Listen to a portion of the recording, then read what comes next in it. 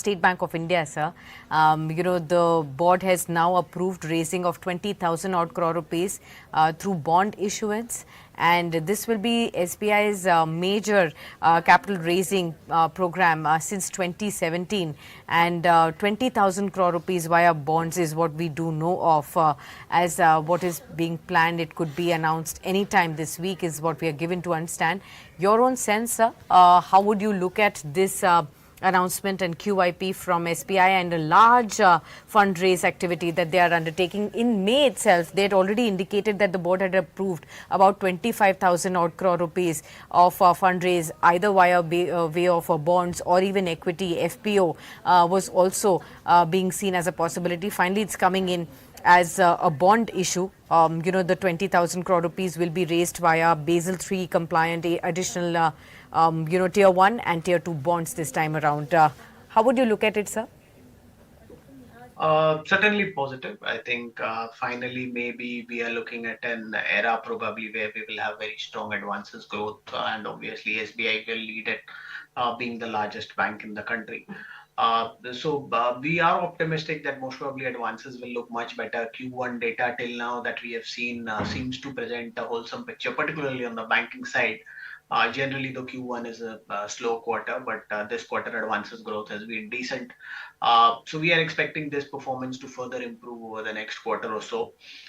We have been talking about a consumption boost also, tax cut boost also, and the pay commission increase boost also. So all that should cook up very well. I think even the private capex side is expected to do very well over the next 4-5 years. That should further support bank lending. And I think the NBFC relaxation is another positive for these banks. I think the PSU banks are also focusing very aggressively on the credit card businesses also. So I think microfinance improving, MSME improving, capex cycle improving, consumption improving. So, the retail loan part of it should continue to grow. So I think all the boxes are ticking for most PSU banks as well. I think valuations are comfortable. What is SBI trading at 1.5 times price to book? Some asset monetization could be an icing on the cake.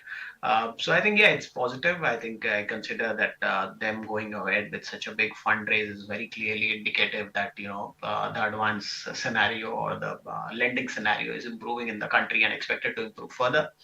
In terms of valuations, if you look at, what we might be accumulating 150, 160 rupees kind of earnings over the next 2 years, some dividend adjustment here and there, trades at even 1.5 times, which I seen is very attractive. Ideally, it should trade at something around 2 times.